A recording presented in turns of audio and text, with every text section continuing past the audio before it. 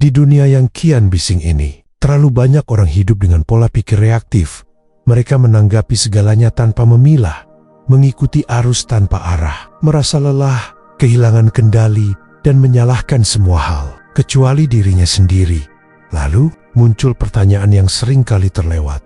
Bagaimana caranya menjadi pribadi yang tak hanya bertahan, tapi juga disegani? Bukan karena keras kepala, bukan karena menunjukkan otot, tapi karena memiliki aturan hidup yang tak tergoyahkan.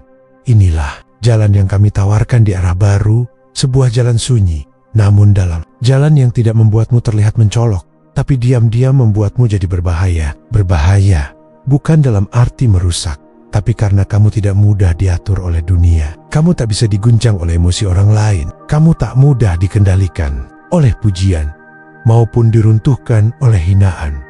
Seperti kata Marcus Aurelius, kekuatan sejati adalah menguasai dirimu saat orang lain kehilangan kendali atas dirinya. Disinilah stoikisme memberi dasar bahwa musuh terbesarmu adalah yang belum tertata, dan senjata terkuatmu adalah ketenangan yang tidak bisa dibeli oleh apapun. Maka, dalam video ini dan dalam setiap tayangan di Arah Baru, kami akan mengajakmu menyusun aturan, bukan sembarang aturan, tapi aturan batin. Aturan yang membuatmu tidak lagi ikut bermain di permainan murahan dunia. Aturan yang membuatmu tak terlihat berisik, tapi orang-orang tahu kamu bukan orang sembarangan. Karena ketika kamu hidup dengan prinsip yang kokoh, kamu tak perlu membuktikan apapun. Kehadiranmu sudah cukup untuk membuat orang lain memilih. Dan itulah awal dari pria atau wanita yang berbahaya dengan tenang. Selamat datang di Arah Baru. Selamat datang di versi dirimu yang tidak mudah dikalahkan. Setiap hari, hidup menyodorkan kita banyak hal yang tidak kita minta. Ucapan orang yang menyakitkan, situasi yang berjalan di luar rencana, harapan yang dipatahkan tanpa peringatan. Dan di titik-titik seperti itu, kita dihadapkan pada dua pilihan. Bereaksi sesuai ego atau menjawab dengan kesadaran. Sayangnya, banyak orang terbiasa memilih yang pertama. Mereka meledak ketika diremehkan. Mereka marah ketika keinginannya tak dikabulkan. Mereka merasa dunia tak adil, seolah semesta wajib mengikuti kemauannya. Namun di dunia nyata, di dunia yang tidak tunduk pada keinginan siapapun, mengharapkan dunia berubah agar kita tenang adalah bentuk kelemahan. Sebab dunia tidak akan pernah benar-benar bisa kita atur. Yang bisa kita atur hanya satu, reaksi kita sendiri. Inilah yang diajarkan para filsuf stoik sejak ribuan tahun lalu, bahwa peristiwa-peristiwa luar tidaklah baik atau buruk. Yang membuatnya terasa demikian adalah penilaian kita sendiri. Bukan kejadian yang melukai kita, kata Epictetus, tetapi opini kita tentang kejadian itu. Dengan kata lain, ketika seseorang mencaci maki kita, masalahnya bukan pada kata-katanya, tapi pada keputusan kita untuk merasa tersinggung. Ketika seseorang mengkhianati kita, luka sebenarnya tidak berasal dari perbuatannya, tapi dari harapan kita yang menggantung terlalu tinggi. Maka, orang yang kuat bukanlah mereka yang bisa mengendalikan semua keadaan, tapi mereka yang bisa menjaga reaksi batinnya tetap tenang saat dunia mulai mengguncang. Disinilah letak kekuatan yang sebenarnya dan sekaligus kelemahan paling umum manusia modern. Kita diajari sejak kecil untuk menang dengan menguasai orang lain, mengatur hasil, memastikan segalanya berjalan sesuai rencana. Namun kita jarang diajari untuk mengatur diri sendiri. Padahal hidup seringkali lebih menuntut kita untuk bisa diam, bukan untuk membalas. Untuk bisa memaknai, bukan hanya menyerang. Bayangkan orang yang tetap tenang saat dihina, yang tidak bereaksi saat dijebak, yang tidak tersulut saat dilawan. Orang seperti itu bukan orang lemah, justru dialah yang paling berbahaya. Karena ia tidak mudah ditebak, tidak bisa dikendalikan dari luar. Dan hanya orang yang tak bisa dikendalikan dari luar yang bisa benar-benar bebas. Inilah aturan pertama yang akan membuatmu berubah. Bukan menjadi orang yang keras kepala, tapi menjadi orang yang tidak mudah dipancing. Karena dunia ini akan terus mencobamu. Dan mereka yang reaktif akan terus diperbudak oleh emosi dan provokasi orang lain. Maka jika kamu ingin hidup sebagai seseorang yang kuat, yang disegani, yang berpengaruh dalam diam, mulailah dari sini. Latih dirimu untuk tidak harus selalu bereaksi. Tarik napas sebelum menjawab. Tahan lisan sebelum membalas. Lihat dengan jernih. Jangan langsung menilai. Dan sadari, ketika kamu bisa menguasai dirimu, kamu sudah separuh jalan menguasai hidupmu. Salah satu kelemahan paling tersembunyi dalam diri manusia adalah kebutuhan untuk dimengerti. Kita ingin orang lain tahu bahwa niat kita baik. Kita ingin mereka paham bahwa kita tidak seperti yang mereka pikirkan. Kita ingin menjelaskan bahwa keputusan yang kita ambil ada alasannya. Dan tanpa sadar, kita hidup untuk klarifikasi yang tak pernah selesai. Kita habiskan energi untuk membela sesuatu yang sebenarnya tak perlu dibela. Kita sampaikan penjelasan panjang kepada mereka yang sejak awal bahkan tak benar-benar ingin mendengar. Kita diri di hadapan orang yang sudah menyimpulkan tanpa peduli pada fakta. Mengapa kita melakukannya? Karena kita belum selesai dengan keinginan untuk diterima. Karena kita takut dianggap buruk. Karena ego kita belum cukup kuat untuk berdiri dalam sunyi tanpa pembelaan. Namun jika kita ingin menjadi pribadi yang benar-benar berkarakter, kita harus mulai belajar. Tak semua hal perlu dijelaskan. Tak semua orang perlu diyakinkan. Filosofi Stoik mengajarkan prinsip ini dengan sangat tegas, bahwa kamu hanya bertanggung jawab atas tindakanmu, bukan atas bagaimana orang lain menilainya. Bahwa opini orang lain bukan urusanmu, selama kamu hidup dengan nilai-nilai yang benar. Jika kamu mencoba menjelaskan dirimu pada setiap orang yang salah paham tentangmu, kata Epictetus, kamu akan kehabisan waktu untuk hidup. Kevin tidak selalu butuh suara keras. Terkadang, kebenaran hanya perlu dijalani dalam diam yang konsisten. Karena saat kamu terus menjelaskan dirimu ke orang lain, sebenarnya kamu sedang mengatakan, aku butuh persetujuanmu, dan persetujuan yang terlalu sering dicari justru menjadikanmu lemah. Orang yang berbahaya dalam diamnya tidak menjelaskan, karena dia tahu siapa dirinya. Ia tidak mendesak untuk dipahami, karena ia sudah berdamai dengan kesalahpahaman. Ia tahu mereka yang benar-benar mengenalnya tak butuh klarifikasi, dan mereka yang hanya menilainya dari permukaan tak layak diberikan waktu. Ada ketegasan dalam ketenangan seperti ini, dan dunia akan merasakannya. Ketika kamu berhenti menjelaskan dirimu, kamu mulai membangun kehadiran yang utuh. Orang-orang mulai merasa ada batas, ada jarak, dan justru di situlah muncul rasa segan. Orang yang selalu menjelaskan dirinya menjadi mudah dikuasai oleh opini, tapi orang yang tenang dalam keputusan menjadi sulit dikendalikan, dan dalam ketidaktergantungannya pada pengakuan, ia jadi berbahaya. Karena tidak bisa digerakkan dengan hinaan. Berbahaya karena tidak perlu pujian untuk tetap tegak. Maka hari ini, berhentilah menjelaskan dirimu ke semua orang. Hiduplah seperti gunung, tinggi dalam diam, kokoh, tanpa perlu seruan. Tunjukkan integritas dalam tindakan, bukan pembelaan. Buktikan nilai dirimu dalam perbuatan, bukan dalam perdebatan. Karena di jalan ini, arahmu tidak perlu persetujuan. Yang kamu butuhkan hanyalah kejelasan batin, bahwa kamu tahu kenapa kamu melangkah. Dan selama itu benar, maka kamu tak harus dimengerti oleh semua orang. Dalam hidup, tekanan tidak bisa dihindari. Ia datang dalam berbagai bentuk kata-kata yang menyakitkan, situasi yang tiba-tiba berubah, orang-orang yang mengkhianati, atau keadaan yang memaksa kita untuk memilih dalam ketidaksiapan. Dan pada saat-saat seperti itu, satu hal yang paling dibutuhkan, bukan kepintaran, bukan kekuatan, bukan status, tapi ketenangan. Namun inilah ironi terbesar manusia modern.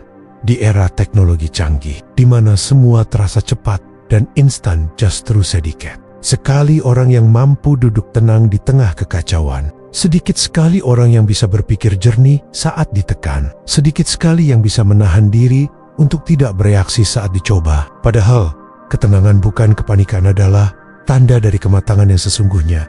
Ketenangan bukan kelemahan. Justru sebaliknya, ketenangan adalah bentuk kekuatan yang paling dalam, karena ia tidak bisa dibeli, tidak bisa diajarkan dalam sehari, dan tidak bisa dimanipulasi. Ia hanya lahir dari satu hal. Kendali diri. Stoikisme berbicara banyak tentang ini, bahwa dalam setiap situasi yang membuat kita menderita, bukanlah tekanan itu sendiri, tapi pikiran kita yang panik, hati kita yang tidak siap, dan reaksi kita yang terburu-buru. Marcus Aurelius, Kaisar Romawi, dan filsuf Stoik pernah menulis dalam catatannya, jangan membiarkan jiwa menjadi lebih terganggu daripada apapun yang terjadi dari luar. Artinya, apapun bentuk tekanan dari luar, tetap bisa dihadapi dengan pikiran yang bening. Jika kita menguasai reaksi batin kita sendiri. Namun bagaimana caranya tetap tenang saat ditekan? Jawabannya bukan pada pelarian, tapi pada latihan batin yang konsisten. Kamu harus belajar menerima bahwa dunia memang tidak berjalan sesuai harapan. Kamu harus bersahabat dengan kenyataan bahwa orang-orang bisa mengecewakan, dan kamu harus siap menerima bahwa hidup ini tidak akan pernah sepenuhnya adil. Namun justru dari pemahaman itulah kamu mulai menemukan kekuatan. Saat kamu tidak lagi menuntut dunia untuk memudahkan jalanmu, kamu mulai membangun ketangguhan. Saat kamu bisa tersenyum di tengah kritik, kamu mulai menunjukkan bahwa kamu bukan orang sembarangan. Dan saat kamu bisa diam, menganalisis, dan memilih kata dengan bijak ketika diserang, kamu tidak hanya selamat dari tekanan, kamu mengendalikan arah permainan. Orang yang bisa tenang saat ditekan akan terlihat berbahaya bagi dunia, karena dia tidak mudah diprovokasi, karena emosinya tidak bisa dimanipulasi, karena pikirannya tetap jernih saat orang lain terbakar. Ketenangan itu seperti pisau yang disarungkan. Ia tidak mencolok, tapi orang tahu ia bisa melukai bila dibutuhkan. Dan justru dalam diam itulah muncul karisma yang tak bisa dibeli, karisma yang hanya dimiliki oleh mereka yang menguasai dirinya. Bahkan ketika dunia sedang mencoba menjatuhkannya, maka mulai hari ini, tanamkan dalam dirimu satu prinsip penting. Ketika tekanan datang, jangan buru-buru menjawab. Ketika keadaan memanas, jangan terburu bereaksi. Biarkan dirimu jadi pusat tenang di tengah badai. Karena dunia tidak butuh lebih banyak orang yang gaduh, panik, dan reaktif. Dunia butuh lebih banyak pribadi yang bisa berdiri teguh, tenang, dan tetap waras bahkan dalam kobaran api. Dan di saat kamu berhasil mencapai ketenangan seperti itu, kamu tidak hanya jadi pribadi yang matang, kamu telah menjadi pribadi yang berbahaya dalam diam. Ada satu kebiasaan yang pelan-pelan menghancurkan banyak keputusan penting dalam hidup ini. Terburu-buru, kita tergesa saat berbicara, karena takut kehilangan momen. Kita terburu saat menjawab, karena ingin dianggap pintar. Kita tergesa saat memilih jalan hidup, karena takut tertinggal oleh orang lain. Dan kita lupa bahwa tergesa adalah bentuk ketakutan yang dibungkus ambisi. Dalam kebudayaan hari ini, kecepatan dianggap kekuatan. Siapa cepat, dia menang. Siapa lambat, dia tersingkir. Tapi sesungguhnya, bukan kecepatan yang berbahaya melainkan ketergesaan. Tanpa karena saat manusia terburu, dia tidak benar-benar berpikir. Dia bereaksi, bukan merespon. Dia bertindak demi kesan, bukan demi kebenaran. Dan pada akhirnya, dia kehilangan sesuatu yang lebih penting dari waktu, yaitu ketepatan. Filsuf-filsuf Stoik mengajarkan bahwa kebijaksanaan tidak lahir dari kecepatan, tetapi dari kejernihan berpikir, bahwa mengambil jeda, diam sejenak, mengamati sebelum bertindak adalah bentuk kekuatan batin yang nyata. Biarkan segalanya terjadi dalam waktu yang tepat, tulis Seneca. Karena yang tergesa bukanlah kuat, melainkan rapuh dan takut. Orang yang terburu-buru seringkali belum berdamai dengan waktunya sendiri. Ia merasa semua harus segera terjadi. Ia takut jika ia menunggu, ia akan kehilangan. Tapi orang yang tenang tahu bahwa yang memang miliknya tidak akan lari, dan yang bukan untuknya tak perlu dikejar dengan cemas. Ketika kamu terbiasa mengambil waktu untuk berpikir, untuk mengendapkan, untuk menahan lidah dan emosi, kamu sedang menunjukkan bahwa kamu tidak sedang berlari dari kekalahan, tapi menuju kemenangan yang matang. Kita lihat orang-orang besar sepanjang sejarah, baik dalam politik, kepemimpinan, bahkan peperangan, mereka yang ditakuti bukan yang cepat bicara, cepat bergerak, atau cepat menuduh, tapi mereka yang bisa duduk, tenang, menyimak semua sudut, dan baru bertindak saat semua orang telah kelelahan karena emosi. Diam, mereka menyimpan bahaya. Gerak mereka jarang, tapi tepat, dan disitulah letak karisma yang tak bisa dibuat-buat. Ketepatan yang lahir dari ketenangan. Jangan pernah meremehkan kekuatan jeda. Satu napas sebelum bicara bisa menyelamatkan hubungan. Satu malam sebelum memutuskan bisa menyelamatkan hidupmu. Satu langkah yang ditahan bisa membuatmu lebih kuat dari orang yang sudah 10 langkah ke depan tapi tersesat. Orang yang tidak terburu-buru juga menunjukkan satu hal penting: kepercayaan diri. Ia tidak takut kehilangan. Ia tahu bahwa jalan hidupnya dibangun bukan dari kecepatan, tapi dari kejelasan. Ia sadar bahwa keputusan terbaik tidak perlu dipaksakan. Dan kesabaran adalah bukti bahwa ia tidak sedang dikendalikan oleh kecemasan.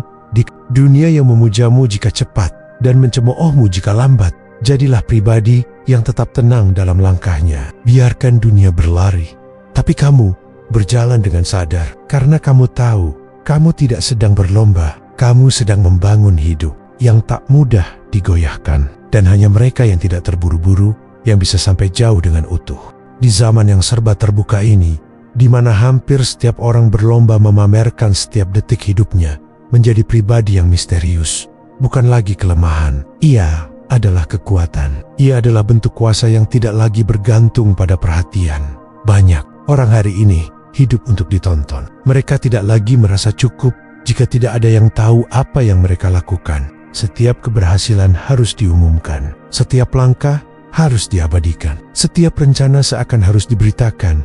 Tapi apakah itu kekuatan? Ataukah justru itu tanda bahwa kita terlalu bergantung pada pengakuan? Seorang tokoh stoik Epictetus pernah menyampaikan bahwa manusia harus menjaga wilayah dalam dirinya yang tidak terjamah dunia luar. Bahwa ada hal-hal yang tidak perlu dibagikan, agar nilai dirinya tidak dipengaruhi oleh penilaian luar. Dan disinilah muncul prinsip Yoga Sabagian. Hidupmu tetap tersembunyi, karena orang yang terlalu terbuka menjadi mudah ditebak, dan orang yang mudah ditebak menjadi mudah diserang. Sebaliknya, orang yang tenang tapi tak mudah dibaca memiliki daya ancam tersendiri. Bukan karena ia menakutkan secara fisik, tetapi karena ia menyimpan kedalaman yang tak semua orang tahu. Diamnya memancing rasa ingin tahu. Geraknya yang terukur menandakan kedisiplinan batin. Ia hadir tanpa menjelaskan. Ia ada, tapi tidak minta perhatian. Dan dalam keheningannya, orang lain mulai berhati-hati. Inilah bentuk kekuatan yang tidak terlihat, tapi terasa. Karena saat kamu menjaga hidupmu tetap misterius, kamu sedang mengambil kembali kendali atas narasi tentang dirimu. Kamu sedang menolak untuk dijelaskan oleh orang lain, karena kamu tahu tidak semua orang layak mengetahui prosesmu. Dan kamu sadar bahwa semakin sedikit yang mereka tahu, semakin banyak yang mereka hormati. Orang yang misterius tidak selalu tertutup. Ia hanya tahu kapan harus bicara dan kapan harus diam. Ia paham bahwa tidak semua hal pantas dijadikan konsumsi umum. Ada keintiman dalam proses yang hanya bisa tumbuh dalam keheningan. Sikap ini bukan soal sok rahasia, tapi tentang menjaga diri sendiri dari kerentanan yang tidak perlu. Karena ketika kamu membuka seluruh hidupmu ke hadapan dunia, kamu sedang memperlihatkan peta strategimu kepada siapapun, termasuk mereka yang diam-diam tidak menyukaimu. Dan pada akhirnya, kamu kelelahan karena mencoba mempertahankan citra, alih-alih menjaga kedalaman. Maka hari ini, berhentilah menjadikan hidupmu sebagai pertunjukan. Simpanlah prosesmu dalam diam. Bangun kekuatanmu dalam senyap. Dan biarkan hasilmu yang berbicara. Ketika waktunya tiba, katakan hanya yang perlu, bagikan hanya yang penting. Dan sisakan ruang yang tak bisa ditebak, siapapun ruang batin yang menjadi tempat tumbuhnya karakter, tanpa intervensi dunia luar. Karena di saat kamu mulai hidup dengan cara seperti ini, kamu tidak lagi butuh pujian untuk merasa cukup. Kamu tidak butuh panggung untuk merasa hidup. Dan kamu tidak perlu disorot untuk tahu bahwa kamu sedang berjalan ke arah yang benar. Orang misterius bukan orang tertutup. Ia hanya orang yang sudah selesai dengan kebutuhan untuk dilihat. Dan ketika kamu sampai di titik itu, kamu bukan hanya jadi pribadi yang kuat. Kamu jadi pribadi yang tak terjamah, tak tergoyahkan, dan diam-diam. Kita hidup dalam masyarakat yang memuja keterikatan. Dari film, lagu, hingga nasihat-nasihat populer semuanya mengajarkan bahwa cinta sejati adalah ketika kita tidak bisa hidup tanpa seseorang. Bahwa kedekatan adalah ketika seseorang menjadi sekelak. Bahwa kehilangan orang yang dicintai seolah berarti kehilangan seluruh arah hidup. Tapi pertanyaannya sederhana.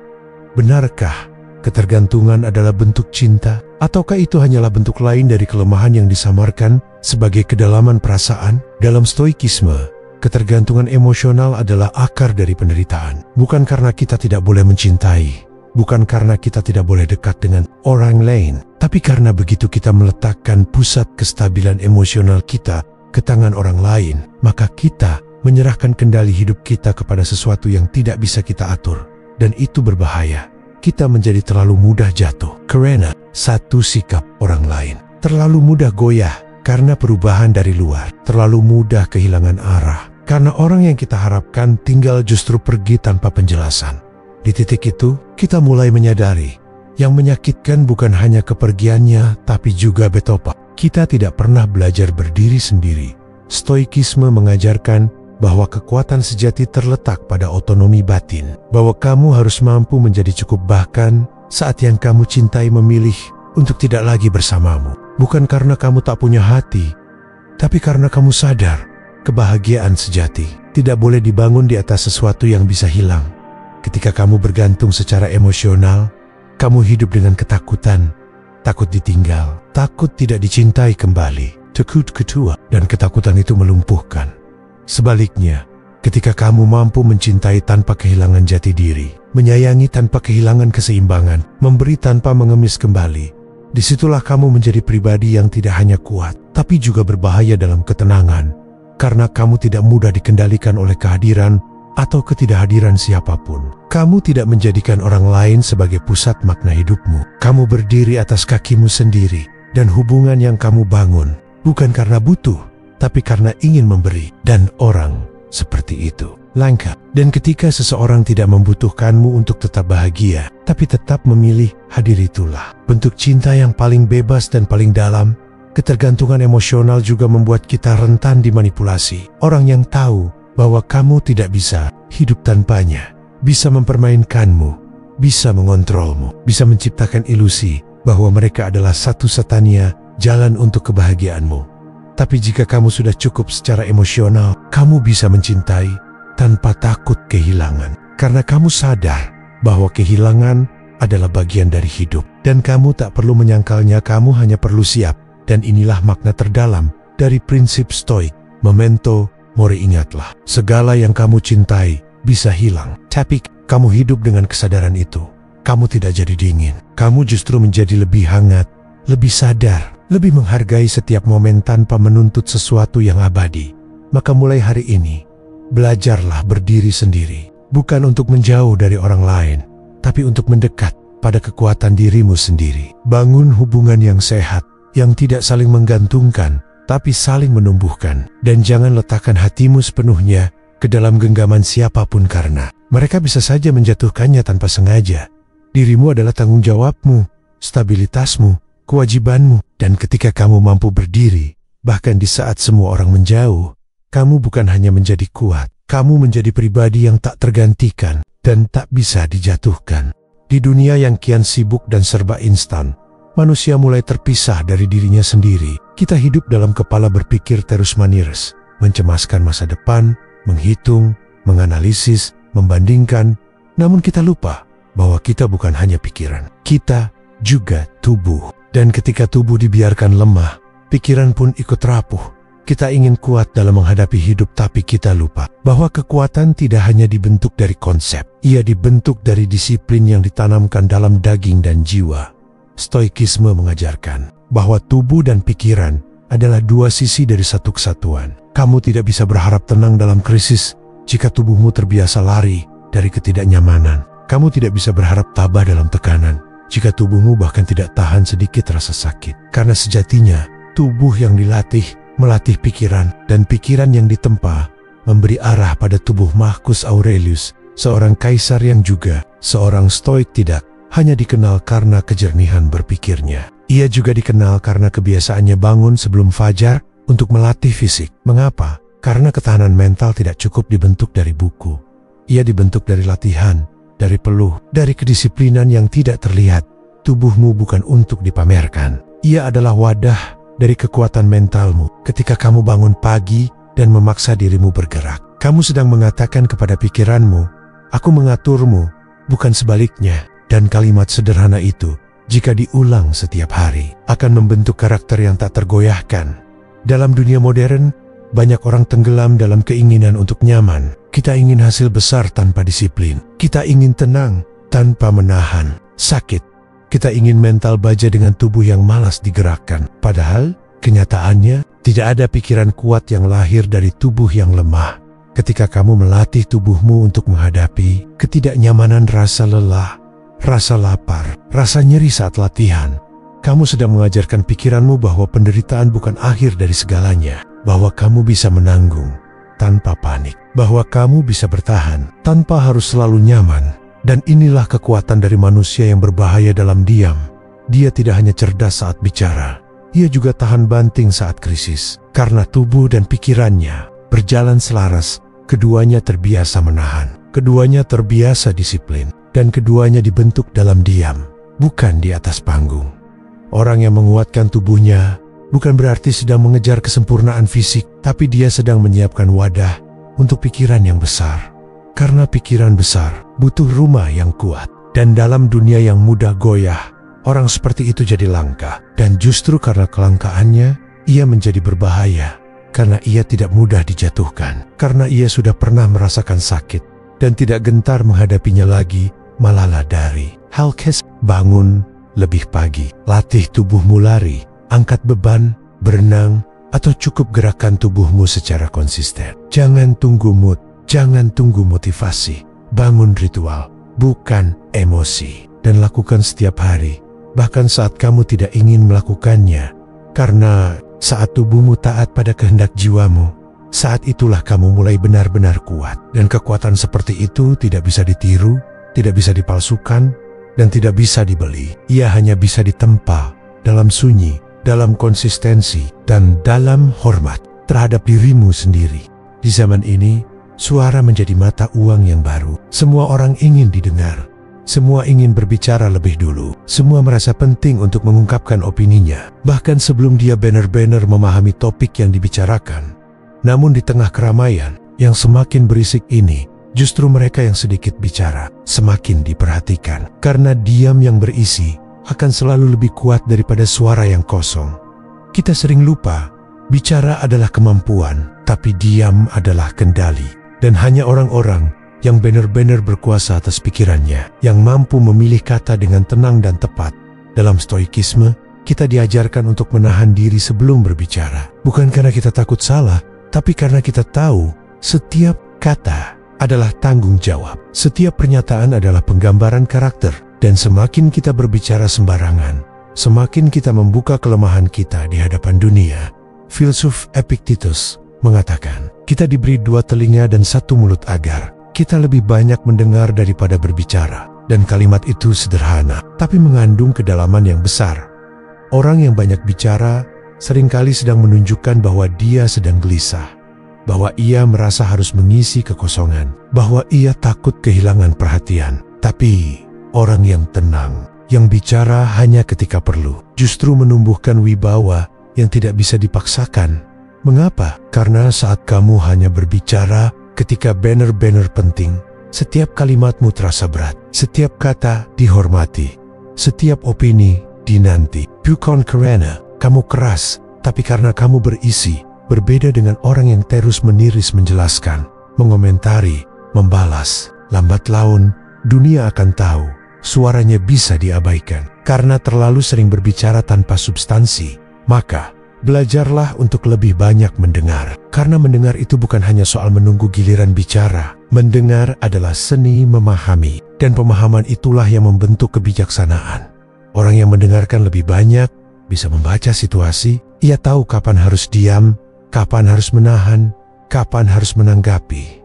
Ia tidak terburu-buru untuk terlihat pintar. Ia tidak haus pengakuan dari pendapat yang cepat, karena dia tahu pendapat yang tidak disampaikan saatnya bisa jadi bumerang. Dan inilah esensi dari ketenangan yang berbahaya. Kamu tidak melawan dengan teriakan, kamu tidak menjelaskan setiap waktu. Tapi ketika kamu bicara, dunia mendengar. Ada kuasa dalam keterukuran, ada wibawa dalam kesenyapan. Dan justru dalam diam itulah kamu menunjukkan bahwa kamu tidak bisa ditebak, dan karenanya tak mudah dihadapi. Jadi, mulai sekarang, latihlah dirimu untuk berbicara hanya saat perlu. Jangan biarkan kata-katamu menjadi limbah pikiran yang belum matang. Timbang dulu sebelum bicara, saring dulu sebelum menyampaikan, dan biarkan keheninganmu membangun karisma. Karena mereka yang bisa menahan lidah akan mampu menahan amarah. Dan mereka yang bisa menahan amarah akan mampu menjaga arah hidupnya. Dan disitulah letak kekuatan yang sesungguhnya. Kekuatan untuk tidak bereaksi cepat, kekuatan untuk memahami lebih dalam, dan kekuatan untuk hanya berkata ketika kata-katamu memang dibutuhkan. Dan kekuatan seperti itu tidak bisa dibuat-buat. Ia hanya lahir dari kedewasaan, dari kesadaran, dan dari keberanian untuk menjadi berbeda di tengah dunia yang terlalu bising. Setiap orang yang kamu temui hari ini menyimpan luka, entah dari masa kecil yang tak pernah benar-benar pulih, pengkhianatan yang datang dari orang yang paling dipercaya, atau harapan yang diruntuhkan dunia tanpa belas kasihan. Luka adalah bagian dari hidup. Ia tidak bisa kita tolak. Kehidupan ini, dengan segala keindahannya, juga menyimpan sisi tajam yang tak bisa dihindari. Tapi yang membedakan satu manusia dengan yang lain, bukan pada berapa banyak luka yang mereka miliki, melainkan apa yang mereka lakukan terhadap luka itu.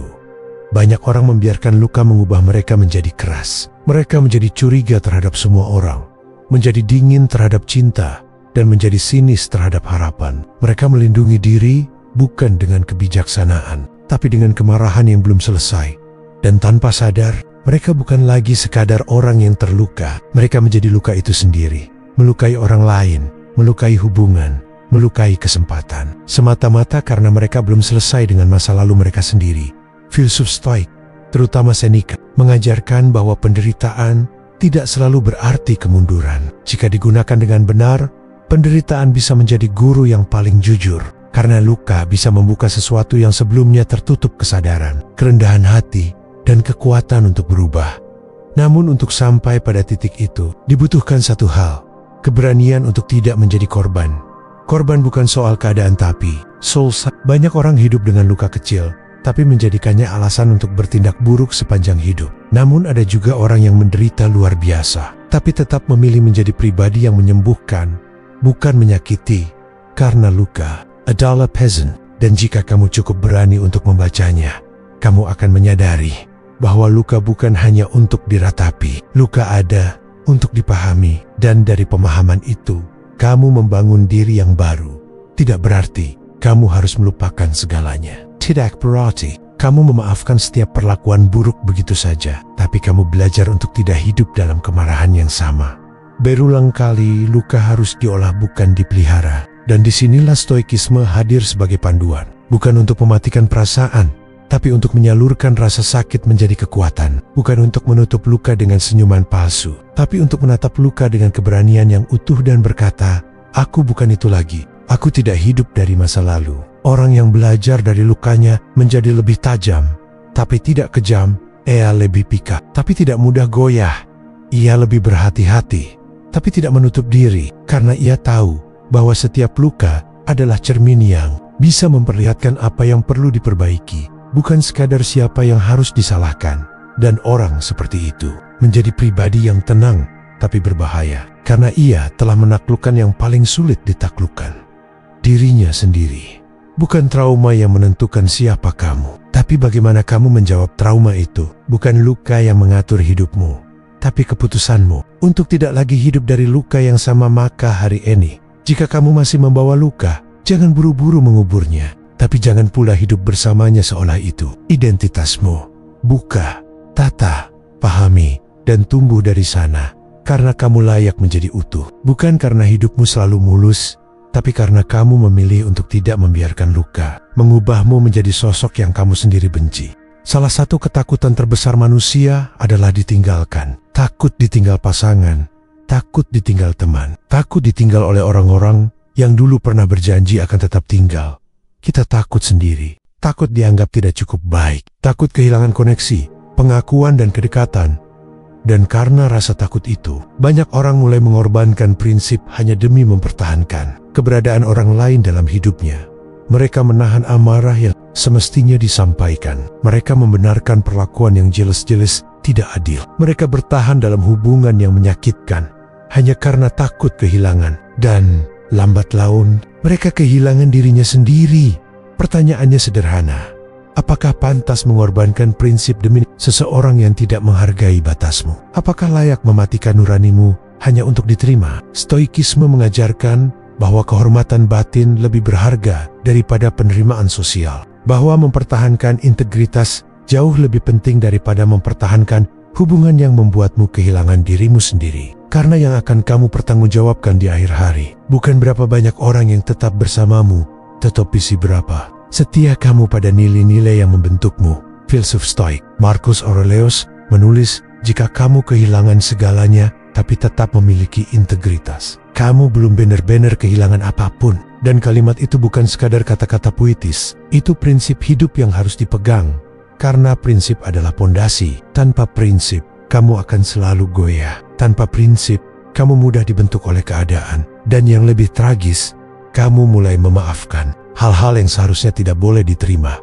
Orang yang tidak takut kehilangan prinsip justru akan dihormati. Karena orang seperti itu bukan hidup untuk menyenangkan siapapun. Dia hidup untuk mempertahankan harga dirinya. Dan ketika dia berkata tidak, itu bukan karena benci, tapi karena dia tahu bahwa batas adalah bentuk cinta pada diri sendiri.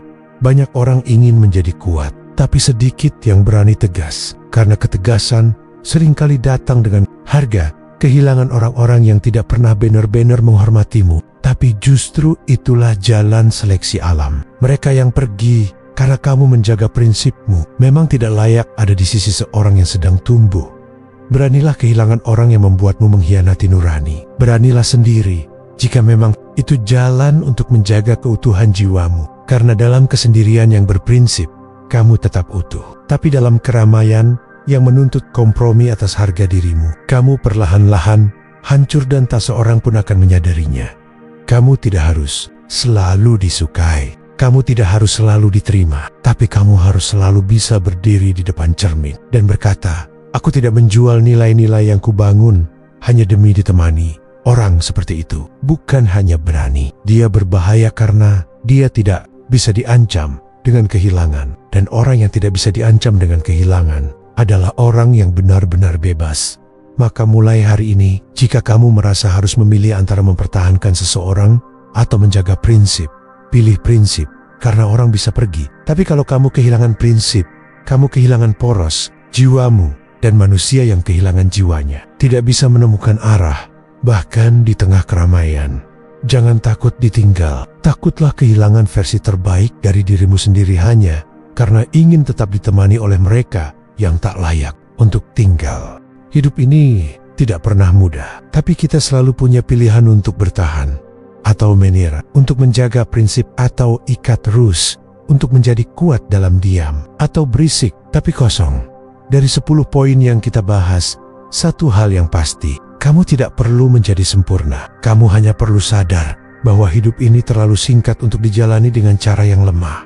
Kendalikan dirimu, latih jiwamu, jaga kehormatanmu, dan bersiaplah menjadi pribadi yang tidak mudah dibaca, tidak mudah dijatuhkan. Dan ketika kamu berdiri, dunia tahu kamu bukan orang biasa.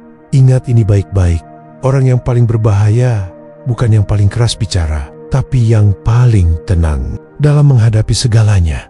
Jika kamu merasa isi dari video ini berbicara pada jiwamu, jika kamu sedang membangun ulang hidupmu dari luka, tekanan, dan kehilangan arah, maka kamu sedang berada di tempat yang tepat.